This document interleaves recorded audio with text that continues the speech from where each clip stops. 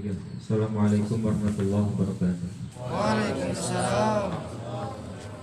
Alhamdulillahilladzi ja'ala al-laila wan nahara khilfatan liman arada an yadhakkara aw arada syukura. Asyhadu an la ilaha illallah wa asyhadu anna Muhammadan abduhu wa rasuluhu amma ba'du.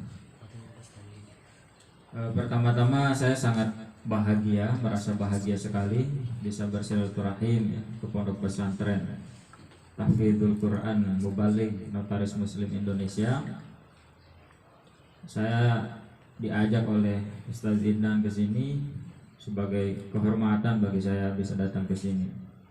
Bisa bertemu dengan teman-teman para penghafal Al-Quran yang memiliki semangat tinggi untuk membumikan Al-Quran di Indonesia. Kedua kalinya juga saya merasa bahagia karena tadi saya dengar dari Ustaz Idnan bahwa asatid di sini rata-rata berasal dari Bone ya. Ini dari Bone. Kebetulan kakak saya juga di Bone dan saya sering bolak-balik Bone. Saya sudah 7 kali lah kalau dihitung itu ke Bone. Dan pernah juga di Bone 1 bulan. Jadi saya merasa bertemu dengan keluarga kakak saya aja gitu, lihat asatidnya dari Bone. Kemudian saya merasa tersentuh juga ya dengan adanya program kantin kaca ini. Karena kalau dilihat mungkin kantin kaca itu program pertama yang ada di pesantren tahfidz ya. Saya sendiri mengasuh program tahfidz di Bandung, pesantren Habibur Rahman, persis kayak gini juga. Tetapi kok tidak ada kantin kaca di sana ya. Padahal saya senang nulis, senang baca, tapi nggak ada program baca di sana. Artinya Ustadz Idnan ini jauh lebih hebat dari saya ya dalam menularkan ilmu. Saya kok baru kepikiran kok bisa ya ternyata pesantren tahfidz bikin program baca ya. Itu saya kira menarik. Saya sendiri tidak terpikir itu untuk membuat program itu di pesantren saya sendiri gitu loh. Padahal saya sendiri tukang nulis, tukang baca gitu kan. Itu artinya Idnan satu tingkat levelnya lebih tinggi ya kan. Kalau dalam bahasa kewalian dia ketua walinya ya. Dia ketua walinya, saya anggota walinya. Karena kalau ketua wali itu bagaimana menebarkan ilmu kepada orang lain. Kalau saya baru bagaimana diri saya sendiri berkembang. Tapi kalau Ustadz Idnan sudah level bagaimana orang lain juga turut berkembang. Artinya kan rahmatan lil alamin itu kan. Kalau saya baru rahmatan lil jamilin, baru buat diri saya sendiri. Kemudian saya juga terkesan ya tadi Rahmat Al-Arif ya, Dinda Rahmat Al-Arif membaca puisi yang menurut saya itu benar-benar bagus dari segi kosakata, dari segi penyampaian itu tepat sekali. Buku itu usang namun bermakna gitu. Di perpustakaan hanya sekedar pajangan, itu betul-betul Arif itu menggambarkan suatu kenyataan yang real gitu loh. Bahwa buku itu memang usang dalam arti berdebu ya, tapi menyimpan ilmu, benar sekali itu. Jadi yang berilmu itu ya debu ya. Jadi yang berilmu itu debu, bukan manusia. Tetapi kalau kita membaca di dalam perspektif Al-Quran ya manusia itu kan dari debu juga kan. Turab al-aqdam, manusia itu debu. Kenapa kok di dalam buku yang tidak pernah dibaca ada debu? Ya mungkin sebetulnya secara hakiki ya kita itu selalu harusnya didekatkan kepada pengetahuan kan. Ya debu itu adalah manusia yang tidak berkembang menjadi manusia aja kan, pada dasarnya dia diri kita juga. Artinya manusia dengan pengetahuan secara hakikat sebetulnya memiliki kedekatan. Jadi debu yang melekat di dalam buku mungkin adalah bahasa lain sebagai suatu isyarat bahwa manusia harus kembali kepada buku, karena pada dasarnya manusia adalah debu juga gitu. Itu menurut saya menarik ya. Nah mungkin sebelum saya ngisi panjang lebar saya juga ingin cerita bahwa saya juga dulu ngafal Quran. Luar biasa tadi ya, ketua perpustakaan kantin kamar baca itu mau gitu loh bacain riwayat saya panjang gitu. Biasanya kalau saya ngisi acara ya MC atau moderator itu yang singkat-singkat aja. Dia tadi semuanya dibaca, tidak ada yang terlewat ya. Luar biasa ya. Kalau saya mungkin jadi pendengarnya ngantuk gitu ya. Tapi karena itu adalah profil diri saya sendiri, saya dengerin. Walaupun ya sebenarnya itu singkat juga, udah dipersingkat. Ya, tapi intinya secara perjalanan saya juga sama teman-teman, sama adik-adik saya juga melewati fase-fase menghafal Quran, ya kan. Cuman karena saya dulu orangnya agak nakal, dalam arti saya itu nggak mau cuma jadi hafid gitu loh. Saya pengen lebih dari sekedar jadi penghafal Quran. Jadi saya mencoba menekuni bidang-bidang yang lain, tetapi menghafal Quran itu spirit awalnya. Jadi kalau menurut saya teman-teman yang menghafal Quran itu sudah punya spirit awal untuk menekuni berbagai bidang dan pasti sukses di berbagai bidang. Kalau saya sih selalu ngedoa gini aja, kalau di Allahnya gini saya diplomasinya. Ya Allah, saya kan penghafal Quran, katanya penghafal Quran itu keluarga Allah kan, masa sih gagal ya gitu kan? Nah, gitu ya kan. Misalnya saya mau daftar beasiswa kan, ya Allah saya kan penghafal Quran ya kan, masa sih penghafal Quran gak lulus ya kan, malu dong keluargamu gak ada yang lulus ya kan gitu. Terus gitu aja saya negonya kan. Saya gak pernah belajar gitu aja, saya kuliah sampai S3 itu beasiswa, tapi gak belajar kayak orang-orang gitu aja lobbynya. Pokoknya saya amalannya, saya kalau ada apa-apa, kalau ada maunya ya ngafalin kan murojaah 1 juz itu minimal gak boleh terlewat. Terus sholat hajat, tapi sholat hajat doanya yang jelas ya kan. Kamu jangan doa yang nggak jelas, maksudnya doa nggak jelas tuh gini ya kan, kita itu maunya Allah itu ngertiin kita kan, itu kan kayak cewek kan, cewek itu maunya kita ngertiin dia tapi nggak ngomong ya, kita kan Tuhan aja kita harus kasih tahu yang jelas. Misalnya gini, Allahumma rzuqni ya halalan thayyibah, berikan aku rezeki yang halal dan baik. Padahal maksud kamu itu yang halal dan baik itu apa? Pizza ya kan misalnya loh, terus apa Fanta ya kan, tapi kamu cuma ngomong halal dan baik ya dikasih gorengan sama air putih ya kan. Nah itu kan halal dan baik juga kan, ya salahmu sendiri loh, halalan thayyibah ya kan. Makanya yang ngomong tuh yang jelas kan, Allahumma rzuqni pizza wal Fanta gitu ya kan. Begitu, Allahumma rzuqni pizza wal Fanta yang jelas gitu loh. Kan? Kamu Allahumma rzuqni halalan thayyibah ya gorengan sama air putih itu udah halalan thayyibah kan. Itu yang jelas itu. Nah, saya tuh gitu kalau doa, kalau amalan saya gitu, 1 juz murojaah tiap hari nggak ada yang kelewat, 2 sholat hajat tapi yang jelas minta itu. Allahumma ja'alni dokter ya kan, muda di usia minimal 30 tahun gitu kan jelas. Jangan ya Allah yang penting aku jadi orang bermanfaat, ya kamu jadi tukang sampah ya kan. Nah tukang sampah bermanfaat gak? Ya kan? Ya Allah jadikanlah aku orang bermanfaat, jadi tukang sampah kamu itu. Tukang sampah itu bermanfaat kan, bermanfaat yang jelas maksudnya kan. Ya Allah saya ingin jadi orang bermanfaat, maksudnya apa gitu kan, jadi orang bermanfaat tuh jadi profesor, jadi ulama besar ya kan, itu kan yang jelas. Ya Allah saya ingin jadi orang bermanfaat, maksudnya jadi guru besar loh ya Allah gitu loh. Masa sih penghafal Quran gak bisa jadi guru besar gitu kan, kan gak ada yang gak mungkin ya kan. Orang kafir aja dikasih, masa keluarga sendiri gak dikasih kayak gitu. Di lobby sama Allah itu yang jelas ya kan. Jangan maunya Allah ngertiin kita aja kan, kita nggak pernah ngomong ya kan, kayak cewek kan kayak gitu. Jadi kamu harus jelas itu. Nah perjalanan saya dari dulu itulah kasarnya itu spirit ya, menghafal Quran itu spirit. Kamu bisa menjadi apa saja, tetapi kamu harus punya progres ya, punya cita-cita yang jelas dan doanya yang jelas juga. Sholat aja tuh yang jelas. Jadi doa-doa itu sebetulnya yang ada di kita seringnya itu global, maksudnya nggak jelas, maksudnya doa-doa itu terlalu umum. Nah kamu spesifikasi itu doa-doa itu agar kamu punya target capaian yang jelas, dan juga Tuhan memberikan kamu itu hal yang kamu inginkan itu yang jelas. Nah berbicara tentang membaca ya, ini kita mau kemana aja lah ya, santai aja. Kalau saya sih orangnya santai aja lah, kemana aja, yang penting kita ngobrol seru aja lah gitu kan. Nah kan tadi kan kalau saya dengar kan ada orang kayak dari tadi yang dikutip tuh Iqra ya Ustadina. Tapi sebelum itu saya ingin ini juga tadi tertarik dengan sambutannya Ustadz ini yang dari Bone itu, bahwa orang dengan ilmu itu bisa terlihat besar ya, tapi orang dengan kebodohan itu selalu terlihat kecil. Itu benar.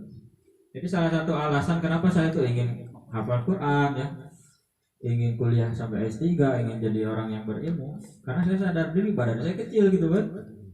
Kalau udah badan saya kecil, bodoh, diremehin orang ya. Jadi dulu itu saya berpikir nggak apa-apa badan saya pendek tapi pendidikan saya tinggi kan gitu, mengalahkan orang yang badannya tinggi dan pendidikan pendek gitu. Jadi orang walaupun saya kecil ini di kampus, orang yang badannya tinggi, orang yang badannya pendek salaman sama saya kan cium tangan gitu. Itu betul. Maksudnya itu Ustaz tadi betul itu. Bukan hanya sekedar pepatah, bukan hanya sekedar, itu udah bukti nyata. Habibie, B.J. Habibie badannya kecil kan, tapi tunduk. Tentara yang badannya gede itu tunduk. Artinya maksudnya ilmu itu bisa membesarkan kamu lebih dari sekedar yang kamu tahu gitu. Jadi soal fisik, soal apa kamu nggak usah minder. Nah di dalam Al-Quran sendiri kan syarat ya untuk diangkat itu ya yarfa'illahu ladzina amanu minkum walladzina utul ilma.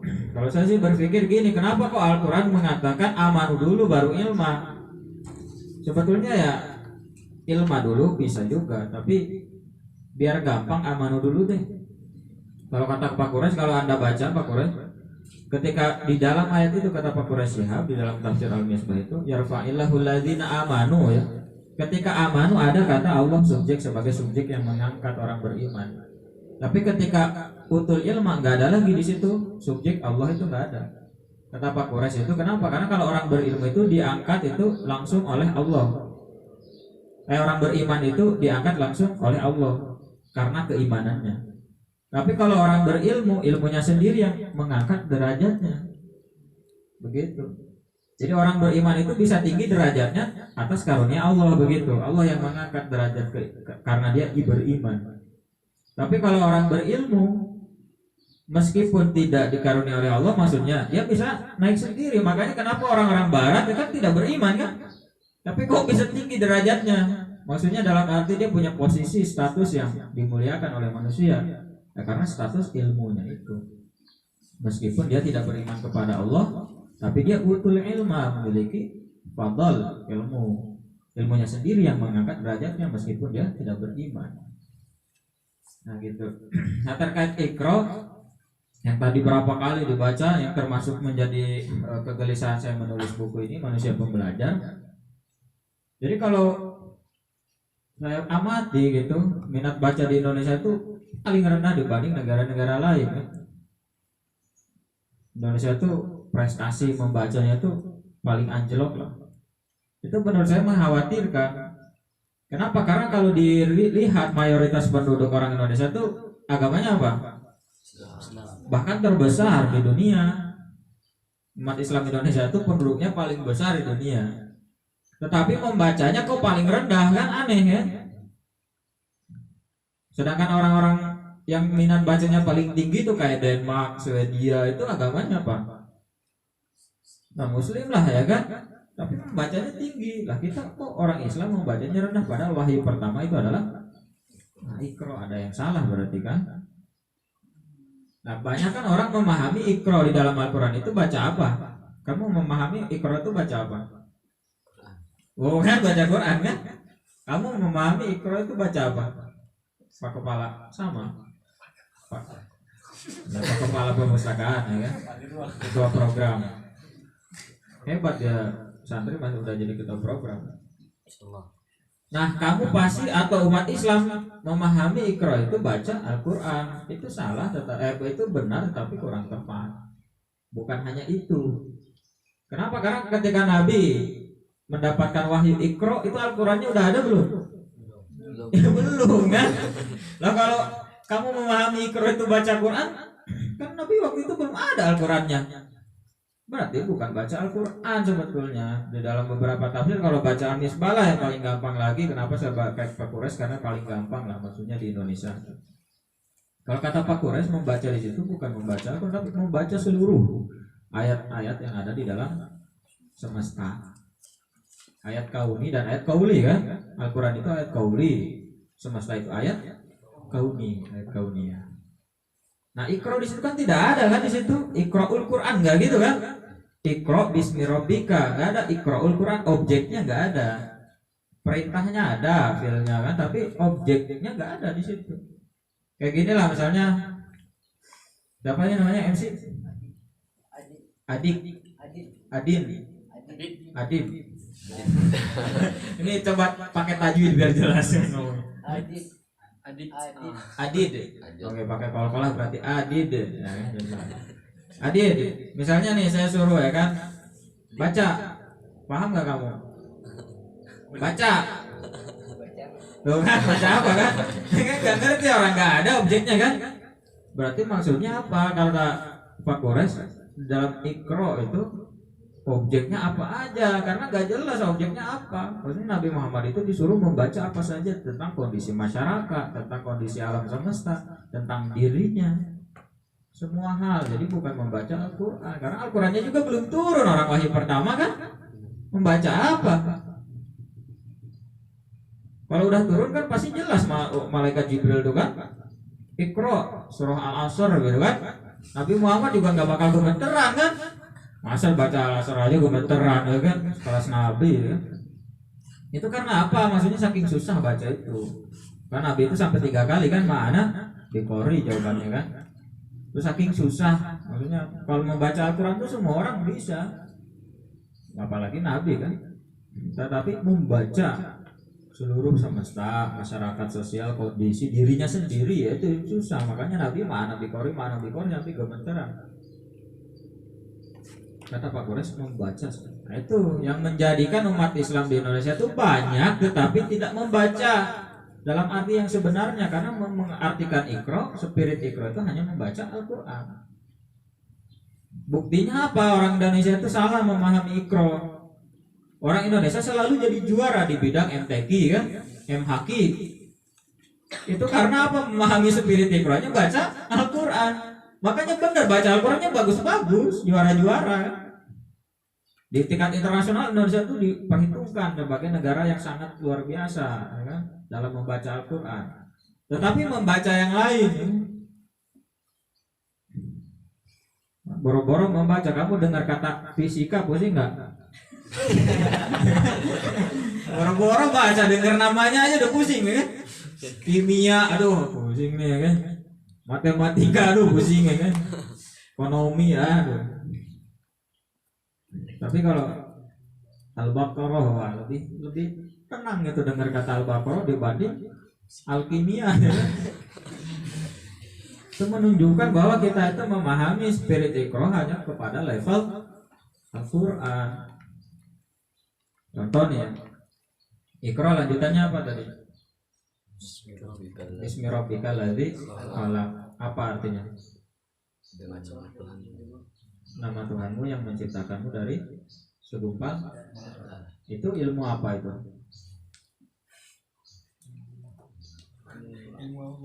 Oh, ilmu Allah. Ya semuanya juga ilmu Allah. Kalau ngomongin ilmu Allah mah Bismi rabbikal ladzi khalaq. Biologi.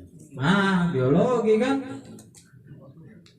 Iqra bismi rabbikal ladzi khalaq, khalaqal insana min alaq. Itu ilmu biologi kan.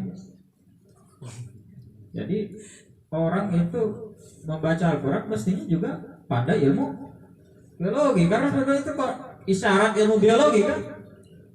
Penjelasan lebih lanjutnya ada di ilmu biologi.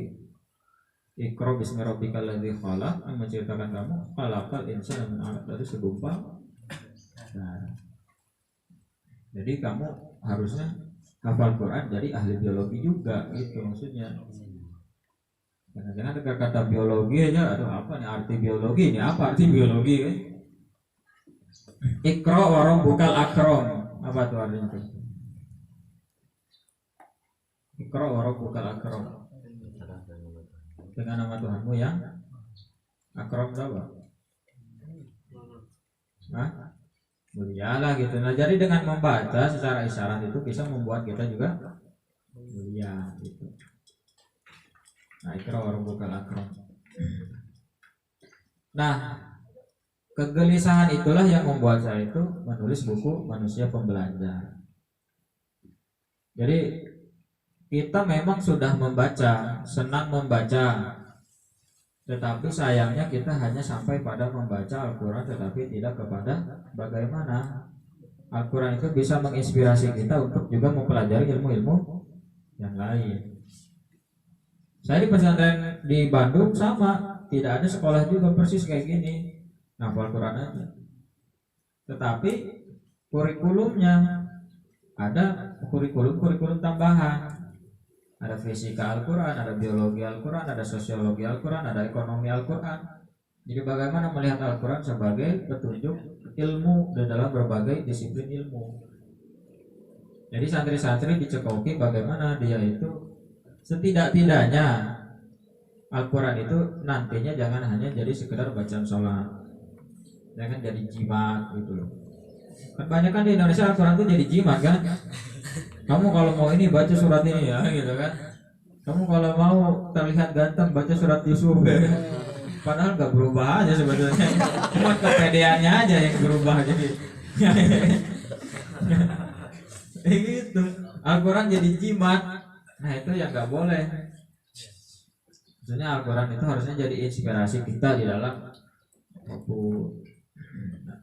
Saya misalnya nulis inspirasi Al-Quran tentang bagaimana meningkatkan profesionalitas tenaga kerja, ya kan? Inspirasi Al-Quran bagaimana dalam menumbuhkan minat baca, itu kan sebetulnya bagaimana saya sebagai seorang penghafal Quran juga bertanggung jawab Al-Quran itu betul-betul hidup di masyarakat melalui tulisan-tulisan saya itu.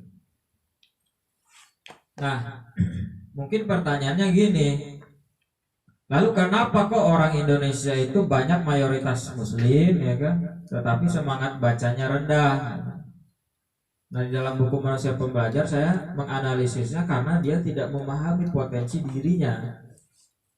Jadi masyarakat kita banyak yang tidak benar-benar mengenali potensi dirinya. Nah saya tulis di sini berbagai potensi manusia yang ada di dalam Al-Quran. Misalnya di Al-Quran mengatakan fa'alhamaha fujuraha fataqwaha. Manusia itu memang bisa fujur, bisa takwa. Itu semuanya tuh potensi software. Nah, tugas kita memahami potensi dua itu. Kita mau menjadi orang yang fujur atau takwa, tetapi fujur dan takwa ini jangan juga diartikan hanya sebagai suatu kegiatan akhirat. Jadi kalau kita membaca segala sesuatu di dalam Al-Quran itu kontekstualisasi pikiran kita, maksudnya bayangan kita itu jangan langsung akhirat. Harus ada juga pandangan dunianya.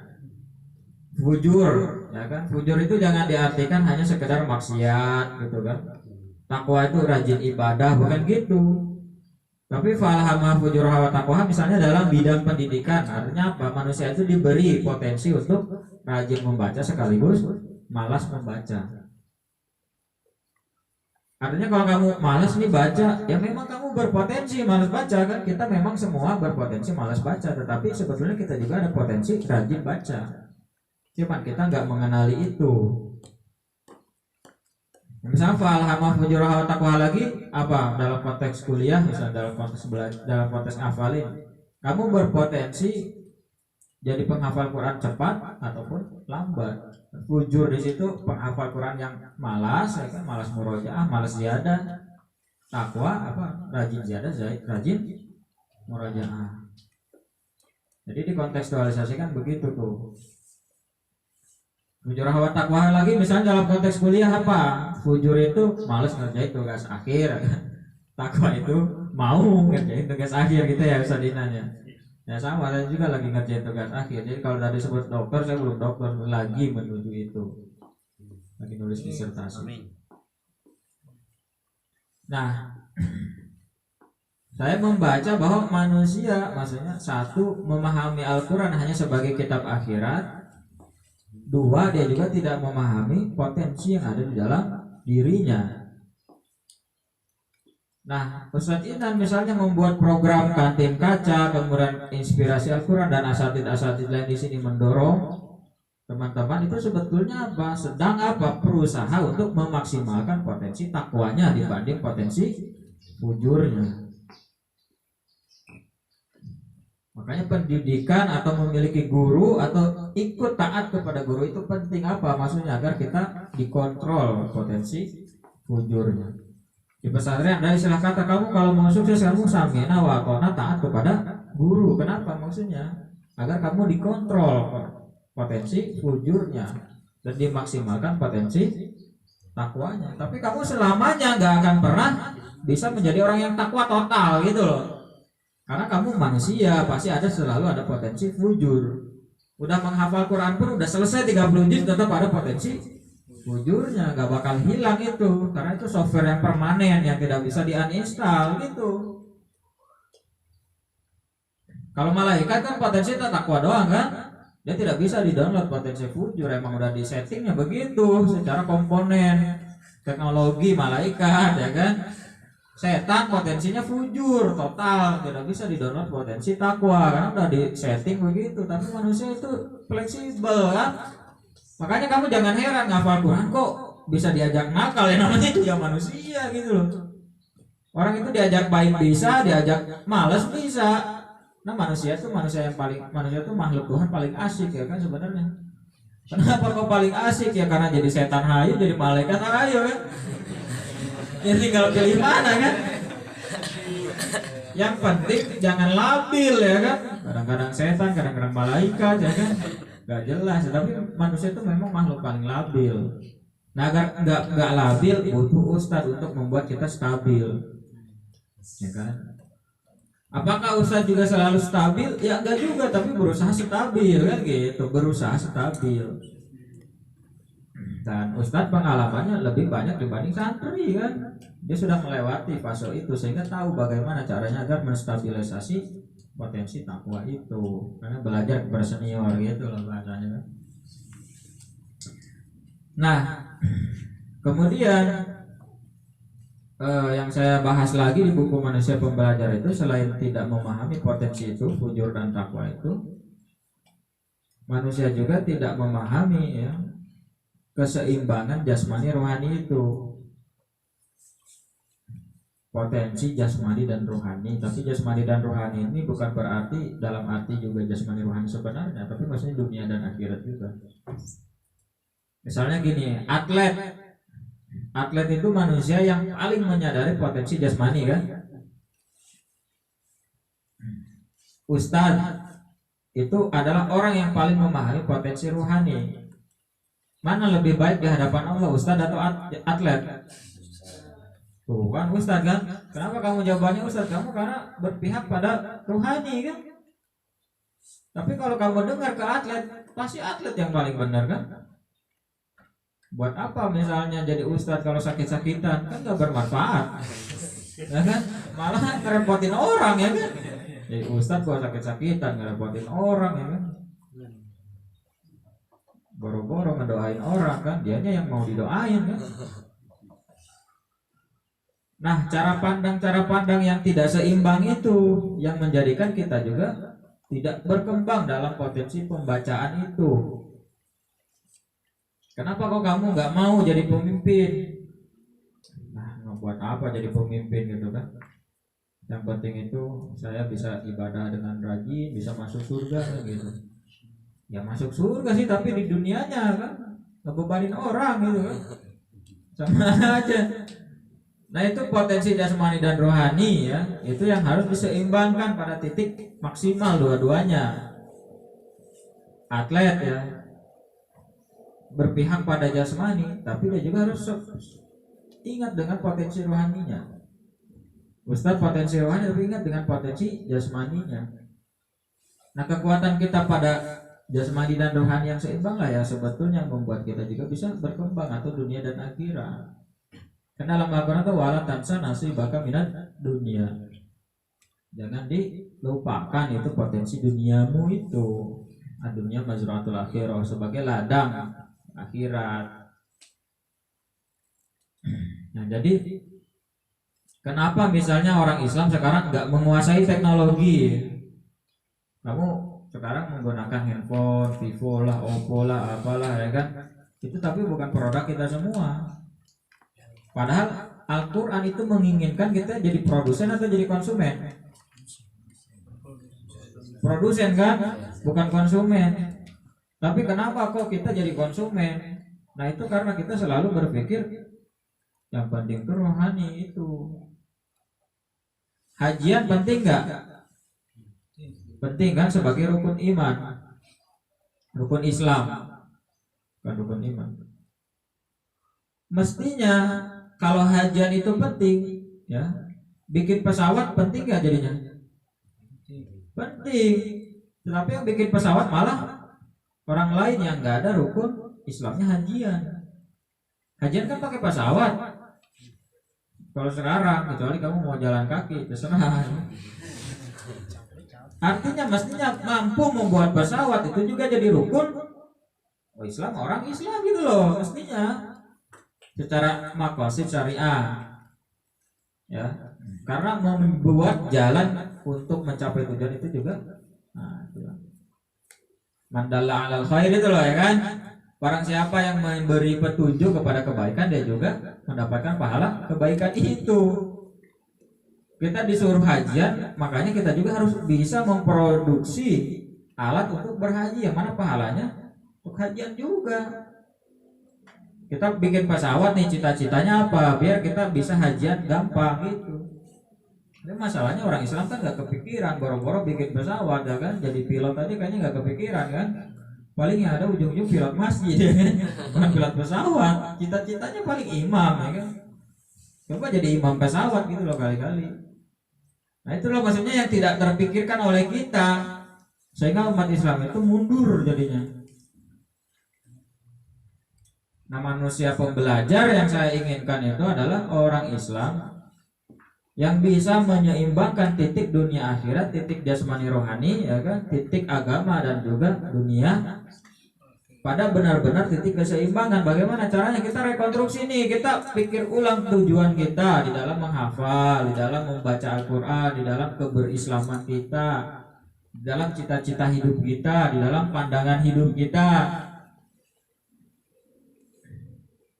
Karena nggak mungkin orang itu maju kalau juga nggak punya pandangan yang maju. Gak mungkin orang itu punya cita-cita yang tinggi. Gak mungkin dia jadi orang besar kalau dia juga gak punya cita-cita yang besar. Minimal kita pandangannya dulu deh. Nah kalau kamu ngapal Quran sekarang itu modal awal gitu loh. Jadi nanti kamu selesai menghafal Quran itu bukan tujuan akhir, itu hanya pijakan awal gitu. Dan kalau kamu udah jadi hafal Quran harus lebih percaya diri dibanding orang yang gak ngafal Al-Quran. Itu aja, kamu doanya gitu aja. Kalau saya lobbynya gitu aja, masa sih kok ngapal Quran gagal gitu aja pokoknya saya itu. Gak mungkin lah, ujung-ujungnya kan Tuhan juga ngerti sendiri kan. Kalau digituin kan gak enak. Ya Allah, masa sih ngapal Quran cuma jadi marbot air ya. Apa sehina ini keluargamu kan gitu. Ahlul Quran itu kan ahlullah kan. Ya Allah, masa sih ngapal Quran cuma gajinya cuma 1 juta kan gitu kasarnya. Kalau nanti kerja maksudnya. Nah maksudnya apa? Kita sebagai penghafal Quran harus jadi potensi awal, fondasi diri untuk apa? Membangun cita-cita yang lebih besar. Nah di dalam buku saya juga gini, saya menulis bahwa nabi-nabi itu adalah manusia pembelajar semua itu. Jadi orang Indonesia itu banyak yang kegeeran ya dengan ulama warasatul anbiya itu, Ustadinan. Ya orang Indonesia itu dengar kata ulama warasatul anbiya itu sering kegeeran. Kiai-kiai di Indonesia itu, kiai-kiai di Indonesia cuma bisa tahlil, terus bisa khutbah, ya kan? Khutbahnya juga baca buku khutbah Jumat, terus ngimamin, udah ngerasa pewaris Nabi dengan hadis al ulama warasatul anbiya. Padahal kalau secara dikritisi, dibaca secara kritis, secara mendalam, Nabi mana yang cuma bisa mimpi tahlil gitu loh kasarnya kan? Nabi mana yang cuma bisa khutbah, bisa ngimam? Enggak ada. Nabi Adam itu keahliannya apa? Nabi Adam. 1, wa'allama Adam al-asma. Nabi Adam itu memahami konsep alam semesta ya. Al-asma itu nama-nama. Jadi dia juga memahami konsep lingkungan, konsep pertanian, konsep peternakan. Sehingga Qabil Habil itu kan pekerjaan 1 petani, 1 peternak. Artinya jadi Nabi Adam itu harus sarjana peternakan, harus sarjana pertanian ya kan, harus sarjana sains, fisika ya kan. Itu Nabi Adam doang loh ya kan. Untuk mewarisi Nabi Adam aja kita harus punya 3 gelar minimal gitu kan. Sarjana pertanian, sarjana peternakan, sarjana sains, SSI. Itu Nabi Adam doang. Belum Nabi Idris, belum Nabi Nuh. Nabi Nuh apa? Bisa apa ahlinya? Perkapalan kan? Artinya dia apa? Insinyur teknologi perkapalan. Loh kamu kalau cuma bisa ngimamin, cuma bisa mimpi tahlil, bisa khutbah, ya malu ya kan mengatakan pewaris Nabi kan. Nabi yang mana yang kamu warisi? Jangan-jangan Nabi palsu kan gitu. Iya kan? Ya. Terus apalagi Nabi Nuh, terus Nabi siapa? Nabi Sulaiman. Nabi Sulaiman itu apa? Mas saya Pak? Kerjaan kan? Artinya Nabi Sulaiman tuh paham ilmu politik ya kan? Ilmu tata negara. Kalau kayak sekarang tuh kayak Yusril Ihza Mahendra kan ahli tata negara, atau Mahfud MD ahli hukum. Jadi Nabi Sulaiman itu berarti harus profesor ahli tata negara, bukan cuma bisa khutbah gitu kan. Yang baca buku lagi, baca dari Google lagi kan banyak. Terus ulama warasatul anbiya, aduh, kasihan Nabi kan, warisannya begitu kan. Terus siapa lagi? Nabi Sulaiman, terus Nabi Yusuf. Apa keahlian Nabi Yusuf? Bukan cuma gantengnya ada yang ketahuan itu. Hah? Takwil mimpi ya, tapi itu jangan itulah yang ilmiahnya misalnya apa tuh. Nabi Yusuf itu menyelamatkan perekonomian bangsa Mesir sehingga dia jadi bendahara Mesir kan. Artinya Nabi Yusuf itu profesor ekonomi gitu loh. Ahli ekonomi. Jadi kalau mau jadi Nabi Yusuf, mewarisi Nabi Yusuf bukan cuma ganteng kamu itu. Dia udah ganteng enggak gitu kan, tapi ngaku-ngaku pewaris Nabi Yusuf ya kan. Ya kan? Jadi kalau kamu mewarisi Nabi Yusuf, itu kamu harus profesor doktor bidang ekonomi plus ganteng ya kan. Ya kan? Gantengnya enggak, profesor ekonominya enggak ya kan. Ya gimana ya.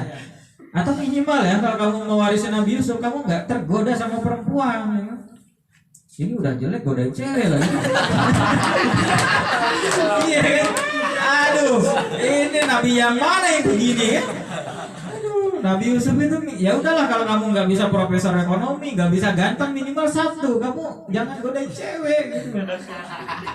Ini udah profesor ekonomi enggak, ganteng enggak, godain cewek lagi. Aduh, ngaku pewaris Nabi. Nabi yang mana yang begini nih gitu. Nabi Isa itu apa? Bukan, maksudnya jangan kita tuh melihat Nabi Isa, jangan dia itu bukan anak Tuhan, bukan itu perdebatannya harusnya. Nabi Isa itu ahli kedokteran gitu loh. Ya meskipun biidnillah, tapi dia ahli kedokteran, tabib ya. Berarti kita harus jadi apa kalau pengen mewaris Nabi Isa? Jadi dokter. Misalnya vaksin ya kan, ada corona, ini harusnya ada ustadz yang bisa nyembuhin corona dengan medis ya kan? Nah itu Nabi Isa kan begitu. Jangan ustadz itu lihat corona ini azab dari Allah, bukan begitu aja gitu. Tapi juga harus memberi solusi ya kan. Kalau memang pewaris Nabi. Ya belum lagi Nabi Muhammad kan. Nah ini yang perlu saya benerin, maksudnya pemahaman-pemahaman begini. Kamu kalau dengar al-ulama warasatul anbiya, bayangannya jangan pakai peci, pakai gamis ya kan, pakai jubah terus ceramah di mimbar, bukan itu bayangannya ya kan. Kamu harus bayangin al-ulama warasatul anbiya itu kamu jadi presiden seperti Nabi Sulaiman, kan jadi bendahara negara, sesnek jadi seperti Nabi Yusuf, jadi profesor doktor seperti misalnya siapa Nabi Idris, jadi dokter di rumah sakit ya kan, jadi seperti Nabi Isa. Itu bayangannya. Jangan membayangkan ulama warasatul anbiya itu pakai jubah, pakai sorban ya kan, terus ceramah di mimbar ya. Nabi itu nggak ada yang begitu sebetulnya. Nah itu loh maksudnya. Ini saya perlu saya jelaskan di sini. Nabi Musa saya juga jelaskan di sini. Itu sering disalahpahami. Jadi gini, pemahaman kita pada Nabi itu harus dibenarkan. Kenapa? Karena Nabi itu kan inspirasi kita sebagai orang Islam kan. Kalau pemahaman yang terhadap Nabi salah, nanti kita juga salah. Kita kan hanya memahami apa itu tadi lah, Nabi Yusuf itu takwil mimpi. Jadi kita kepikirannya mimpi apa nih, artinya apa nih kan gitu. Padahal Nabi Yusuf itu secara ilmiah dia adalah ahli ekonomi, mampu memprediksi ya kan, kapan krisis negara, kapan sejahtera negara, bagaimana solusinya. Jadi kalau kamu pewaris Nabi Yusuf, kamu harusnya bisa memberi solusi bagaimana Indonesia itu lepas dari jerat hutang, misalnya kayak gitu tuh. Nah itu baru pewaris Nabi, ya kan? Jangan hanya cuma mengutuk ini Indonesia gimana sih banyak hutang gitu kan? Kamu juga berikan pandangan-pandangan dong terkait tata ekonominya, tata akuntansinya. Nah Nabi Musa juga salah satu nabi yang sering disalahpahami. Ada ustadz dulu itu kan sampai mendapat tegurannya, mengatakan Nabi Musa itu premannya para nabi kan? Iya. Maksudnya apa? Karena Nabi Musa selalu dipahami sebagai nabi yang gagah, yang kasar ya. Ya pokoknya premanisme lah gitu, seakan-akan gitu. Tapi kalau saya baca justru Nabi Musa itu adalah apa? Nabi yang paling intelektual, yang paling punya semangat belajar tinggi. Saking dia punya semangat belajar tinggi, dia ngerasa paling dirinya tuh paling pintar. Gak ada lagi yang lebih pintar dari Nabi Musa. Nah, karena dia ngerasa paling pintar itulah kasarnya Nabi Musa itu satu-satunya dokter di tengah orang-orang yang gak ada kuliah, gak ada yang belajar sampai S1 gitu lah. Jadi ngerasa dia paling pintar. Nabi Musa ngerasa paling pintar, ditegur sama Tuhan, ada yang lebih pintar dari dirimu, ya kan? Siapa? Kata Nabi Musa, yaitu ada orang nanti namanya Khidir kan, itu Khidir itu bukan inilah nama itu. Tapi ada yang lebih pintar kata Nabi. Nah kalau anda baca tafsir Ibnu Katsir ya, dalam menceritakan Nabi Musa itu nggak disuruh sama Allah itu untuk belajar kepada Nabi Khidir, maunya sendiri Nabi Musa, saya datangin mana yang lebih pintar dari saya mau tahu, kayak gitu. Artinya dia punya semangat untuk apa? Mempelajari sesuatu dari orang yang lebih dari dirinya.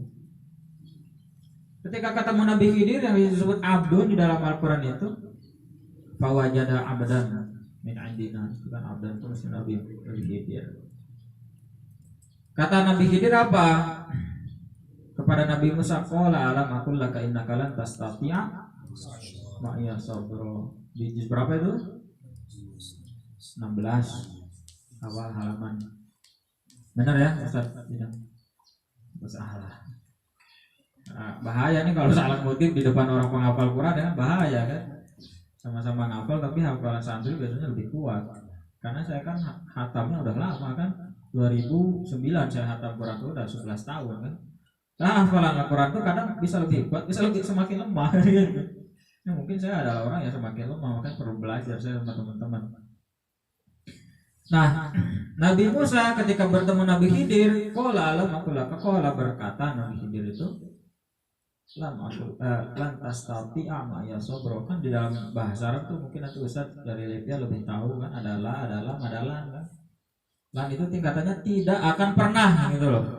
Jadi Nabi Musa itu dibilangin sama Khidir sebagai gurunya itu, kamu itu gak akan pernah bisa sabar mampu belajar kepada saya. Kira-kira nih Adit ya, kalau Adit misalnya mau belajar ke sini terus sama orang pesantren sini dibilangin udah kamu gak bakal becus ngafalin Quran, gak bakal mampu, gak bakal sabar, kira-kira perasaan kamu gimana? Terluka ya kan, menangis meronta-ronta ya kan, lalu membuat status Adit yang selalu tersakiti ya, dan ternoda. Aduh, ya kan, langsung wah seperti masa depan ini suram ya kan untuk Adit ya kan, karena dibilang tidak akan mampu, tidak akan sabar, tidak akan becus ngafalin Quran. Udah pokoknya down lah semangat gitu. Ya kan? Nah, dialami oleh Adit dan manusia pada umumnya. Tapi Nabi Musa enggak ya kan? Nabi Musa terus saja mau belajar kepada Khidir meskipun dikatain begitu. Nah itu menunjukkan bagi saya Nabi Musa itu punya semangat belajar yang tinggi, sehingga meskipun oleh gurunya sendiri dikatain begitu dia tetap mau gitu loh. Nah, kalau dibaca di psikologi ya kan, itu masuk ke dalam motivasi internal. Jadi semangat belajar itu ada motivasi internal, ada motivasi eksternal. Motivasi eksternal itu kamu disemangatin oleh guru, oleh orang tua ya kan. Tapi kalau motivasi internal itu tumbuh dari dalam dirimu sendiri. Nah, motivasi internal inilah yang harus dimiliki oleh setiap pembelajar kalau memiliki keinginan belajar. Kalau motivasi internal gitu dia tidak akan pengaruh mau dikatain apapun. Nah, semangat membaca misalnya itu harus tumbuh di dalam dirimu sendiri. Meskipun Ustadz di sini bikin program, lingkungannya mendukung, tapi kalau kamu motivasi internalnya nggak ada, nggak akan bisa. Hafal Quran itu harus motivasi internal di dalam dirimu sendiri. Keinginan itu tumbuh, lahir, berkembang. Kalau dari orang lain tidak akan kuat. Meskipun kamu tiap hari dengar motivasi dari Mario Teguh, ya kan? Kalau kamunya nggak teguh, ya kan? Ya runtuh juga, gitu, ya kan? Ya kan? Tiap hari dengerin Mario Teguh, ya kan? Mario Teguhnya juga udah runtuh sekarang kan? Itu menunjukkan bahwa motivasi eksternal itu nggak penting sebetulnya. Makanya saya tuh nggak pernah dengerin motivator, ya kan? Saya adalah motivator bagi diri saya sendiri gitu kan. Saya nggak butuh lagi motivator. Itu harusnya begitu. Ya, motivator itu dibutuhkan lah ketika kita lupa. Tapi yang penting itu motivasi dari diri. Nabi Musa itu menunjukkan itu. Karena Nabi Musa mau dikatain bodoh sama hidup, mau apa, tetap aja belajar.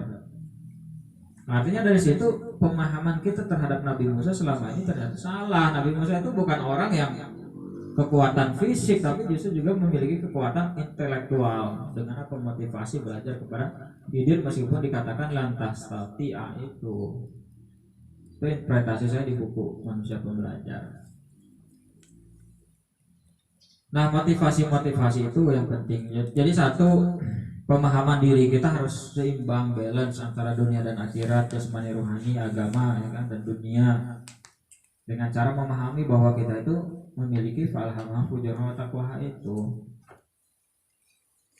Nah, salah satu juga potensi manusia yang ada dalam diri kita kalau kita baca tuh fa'aqim wajhaka lidini hanifah fitratallahi allati fataran nasi 'alaiha. Atau kullu mauludin yuladu 'alal fitrah. Nah, memahami fitrah itu apa sih? Arif, kamu Arif kan namanya ya? Rif, fitrah itu apa, Rif? Setiap manusia, kata Nabi, kata Al-Quran juga punya fitrah. Fitrah itu apa? Fitrah itu apa? Idul Fitri, kembali ke Fitri, apa tuh? Fitri, bukan kembali ke perempuan bernama Fitri. Idul Fitri kembalilah ke perempuan bernama Fitri, kan? Tuh kan, nah kita fitrah aja, konsep fitrah itu apa kan? Kita itu punya potensi fitrah tapi nggak ngerti juga potensi fitrah itu apa. Nah, pemahaman itu yang penting. Karena kalau kita nggak ngerti, kita nggak bakal bisa gunain kan. Smartphone itu menjadi smart kalau yang megangnya smart, ya kan? Ya kalau yang megangnya stupid, ya stupid phone, ya kan? Oh benar, itu maksudnya kita tuh penting memahami alat itu sebagai apa gunanya. Karena smart atau stupid tergantung yang megang kan. Kamu dikasih kamera bagus, kalau kamunya nggak bisa, ya tetap aja jadinya nggak jelas kamera itu gunanya apa kan. Tapi kalau dipegang fotografer bisa membuat foto yang indah. Smartphone, ya kan, menjadi smart karena kitanya smart, tahu aplikasi untuk kebaikan apa, ya kan, untuk menunjang pengetahuan apa, download apa. Tapi kalau nggak smart, ya kan, kita nggak ngerti kan gimana cara gunainnya. WhatsApp nggak ngerti cara gunainnya, ujung-ujungnya jadi tipu orang kan gitu. Nah, dalam Al-Quran, makanya ketika kita dibilang di dalam Al-Quran itu punya potensi fitrah, bahkan Nabi pun mengatakan itu, maka kita harus paham fitrah itu apa. Misalnya gini, ini ada HP nih, ada aplikasi WhatsApp nih. Kalau kamu nggak ngerti WhatsApp itu apa, ya jadinya nggak berguna. Baru kamu paham WhatsApp, kalau kita paham WhatsApp untuk komunikasi, nah jadi berguna di situ. Telah kuwariskan satu handphone dengan aplikasi WhatsApp, ya kan, misalnya kamu nggak ngerti WhatsApp itu apa kan, ujung-ujungnya nggak berguna kan, kata-kata itu, wasiat itu kan. Jadi penting memahami itu. Nah, apa sih itu fitrah? Berarti kan untuk memahami fitrah itu kita harus membaca kan. Tanpa membaca kita nggak akan tahu. Makanya itu penting juga ada pendalaman. Nah, ini kan kantin kaca ini kan sebetulnya akan jadi kajian rutin ya, Ustadina mingguan. Nah itu bagus. Jadi nanti bisa juga buat kurikulumnya. dalam satu semester ini apa aja yang perlu dikaji ya. Ya mungkin basic lah, pemahaman basic yang penting ya kan. Satu minggu ini membahas ini, minggu membahas ini, misalnya ada referensinya, ada kitabnya, ada bukunya. Jadi kita tercerahkan tuh. Ya jangan sampai fitrah kita nggak tahu gitu. Nah, fitrah kan beberapa ulama tafsir mengatakan kayak Jalaluddin Asyuti, Jalal Mahali, tafsir Jalalain itu. Nah, fitrah itu adalah potensi kita di dalam memeluk agama atau religion. Nah, religion itu kalau dalam bahasa Inggris artinya pembacaan terhadap situasi ya, dan kondisi atau teks dan konteks. Jadi sebetulnya manusia itu punya potensi untuk apa? Mengenali ya, menguasai dan juga mengeksplorasi apa? Alam semesta. Kenapa misalnya Indonesia itu alamnya kaya ya, tetapi orang-orangnya kok nggak ada yang kaya? Ya karena dia itu tidak memaksimalkan potensi fitrah membacanya itu. Jadi fitrah itu potensi beragama sekaligus potensi membaca. Ujung-ujungnya apa? Misalnya Freeport ya kan, Freeport dikuasai oleh siapa? Amerika kan? Kenapa? Karena kita nggak ngerti bagaimana ngolah batu jadi emas. Kita punya, tapi nggak ngerti gimana cara makainya, jadinya dipakai orang lain. Nah itu yang bikin kita nggak berkembang, yang nggak bikin kita maju, nggak bikin kita apa menjadi pewaris peradaban itu. Nah cita-cita saya di manusia pembelajar itu gimana? Maksudnya kita itu bisa terbuka gitu, maksudnya potensinya, cara pandangnya terhadap sesuatu. Termasuk itulah minimal tadi fitrah itu. Nah tentu saja menjadi manusia pembelajar juga banyak cobaannya ya kan? Tetapi yang perlu kita pahami gini ya, bahwa Al-Quran sendiri, Allah sendiri yang mengatakan apa? La yukallifullahu nafsan illa la yukallifullahu nafsan illa wus'aha. Kamu pahami gimana? Kamu nih, kamu siapa namanya? Iya kamu gimana ya? Siapa namanya? Maulana. Maulana apa? Sufi. Maulana Sufi. Bagus itu. Saya juga Sufi. Suka film. Makanya bikin komunitas movie sharing gitu.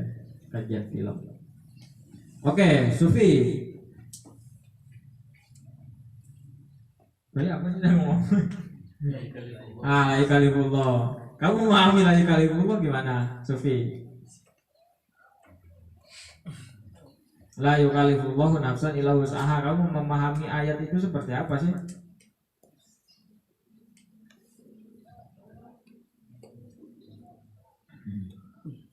Terjemahnya deh apa? Ada yang bisa jawab gak? La yukallifullahu nafsan illa wus'aha. Allah tidak akan membebani lah ya kan seseorang melainkan dengan kemampuannya. Nah ayat ini selalu saya pegang itu sampai saat ini, sampai apapun ketika menghadapi berbagai macam hal. Ketika kamu misalnya jadi ditakdirkan menjadi penghafal Quran di sini, artinya Allah berpikir kamu mampu menjadi penghafal Quran. Jadi kamu jangan pernah meragukan maksudnya potensi dirimu untuk jadi apapun, apalagi penghafal Quran, karena Allah yang janjiin gitu loh, la yukallifullahu nafsan illa wus'aha.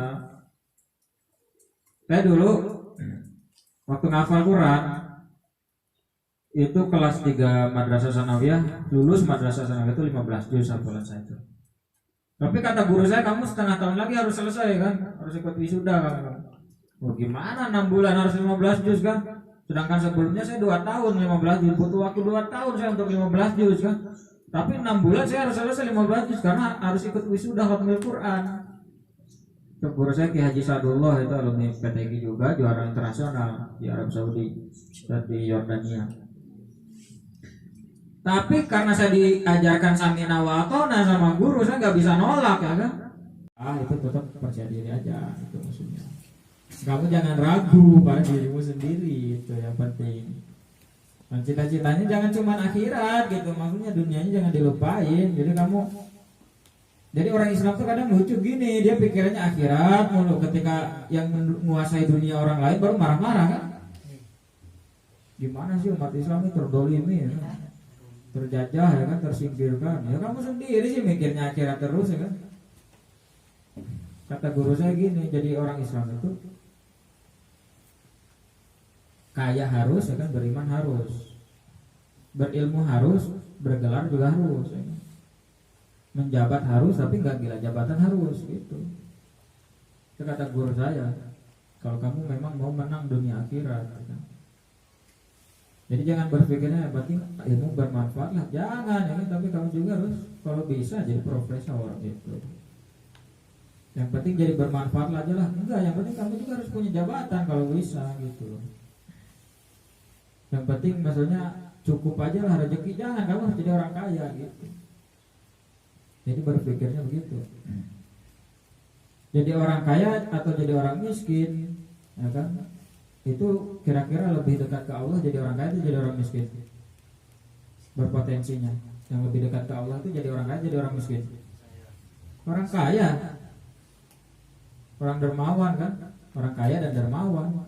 Orang kaya itu bisa lebih dermawan daripada orang miskin. Kemudian apa? Orang kaya juga bisa berpotensi membantu banyak orang dibanding orang miskin. Orang miskin kan dalam ini juga kan fakir, itu dekat kepada kafir. Kalau kita fakir nggak bisa memanage kefakiran, jadinya kafir kita ujung-ujungnya. Makanya penting jadi orang kaya itu. Nabi itu kamu jangan memahami Nabi itu miskin, Nabi itu kaya loh. Salah satu ciri Nabi kaya itu apa? Nabi itu bisa apa? Memberikan mahar kepada Khadijah berapa unta? Dalam hadis-hadis itu berapa Ustaz? 40 ya kalau nggak salah tuh, 400 jangan-jangan. Yang jelas besar lah, besarannya itu sangat besar. Karena Nabi itu kan kaya kan. Cuma Nabi itu nggak sok kaya, itu aja bedanya kan. Kalau kita itu nggak kaya sok kaya, kalau Nabi itu kaya tapi nggak sok kaya. Nabi itu gunung jadi emas juga bisa, cuma nggak mau aja gitu. Tetapi intinya itu jadi orang Islam itu harus balance itu. Rabbana atina fid dunya hasanah itu kan gitu, wa fil akhirati hasanah itu. Dunianya dapat, akhiratnya dapat. Nah dengan cara apa ya? Dengan belajar. Man arada dunya fa alaihi bil ilmi wa man arada akhirah fa alaihi wa man arada umma fa alaihi bil ilmi. Nah itu jadi intinya satu ya, kalau dalam pandangan saya kesimpulannya gini lah. Mari kita ubah cara berpikir kita terhadap Al-Quran. Bahwa Al-Quran itu bukan hanya bacaan sholat atau hanya kitab yang dihafal, tapi lebih dari itu sebetulnya fondasi untuk melakukan berbagai macam perubahan masyarakat, dunia, peradaban. Maka kita melihat ayat-ayat Al-Quran itu jangan hanya sebagai ayat-ayat akhirat, tetapi juga ayat-ayat semesta, ayat-ayat dunia, ayat-ayat peradaban, ayat-ayat masyarakat. Yang kedua, pahami potensi diri kita. Kita itu dipotensikan oleh Allah itu sebagai khalifah, sebagai orang terbaik. Tinggal kita paham apa saja software yang harus kita gunakan, aplikasi yang harus kita gunakan. Ya. Yang ketiga, untuk menjadi orang yang terbaik kita juga perlu teladan-teladan yang terbaik. Teladan-teladan yang terbaik umat Islam siapa ya? Para nabi, nggak ada lagi ya. Nah makanya kita juga harus memiliki pemahaman terhadap para nabi yang betul-betul tepat ya kan? Jangan hanya memahami nabi sebagai orang yang paham agama, karena secara bukti-bukti sejarah, bukti-bukti historis ya, nabi itu juga ahli di bidang-bidang keilmuan lain ya. Pertanian, peternakan, ekonomi ya kan, obat, perpolitikan, tata negara, infrastruktur teknologi perkapalan. Nah itu, sehingga kita juga punya cara pandang, punya keinginan, punya tujuan yang lebih besar dari itu. Sebagai pembelajar, minimal belajar ke sana, ke arah sana, minimal seperti Nabi Musa yang punya motivasi internal, yang meskipun dikatain tidak mampu, dia akan tetap merasa ingin belajar. Nah, yang terakhir bahwa untuk menjadi potensi yang terbaik, untuk menjadi pembelajar, untuk meneladani para nabi, tentu akan sekali banyak rintangan. Akan banyak sekali rintangan yang kita hadapi. Tetapi intinya satu, kita harus percaya diri. Karena apa? Allah sendiri yang nyuruh kita untuk itu. La yukallifullahu nafsan illa wus'aha itu.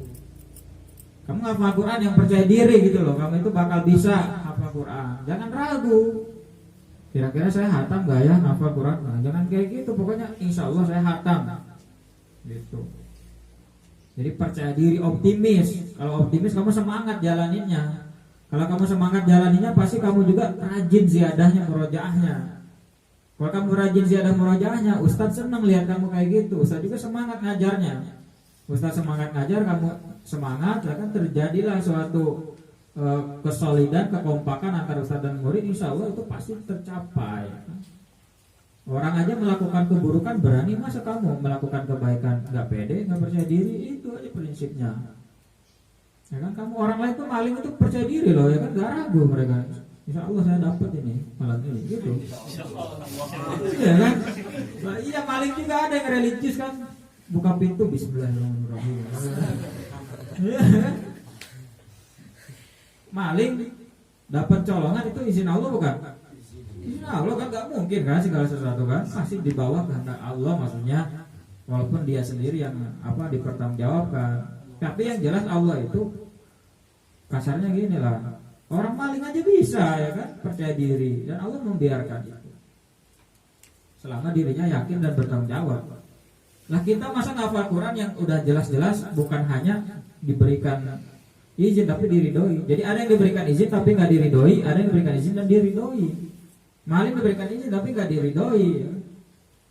Kita ngafal Quran diberikan izin dan diridhoi. Ya masa kita nggak percaya diri, lebih percaya diri maling? Ya udah, kalau kamu lebih percaya diri jadi maling, ya udah jadi maling. Tapi malingnya bukan maling benda, maling hafalan Al-Quran, gitu ya kan? Saya tulis strateginya tuh gitu juga. Jadi kenapa saya cepat itu gini? Ternyata saya dapat strategi itu gini, maling hafalan Al-Quran tuh gini.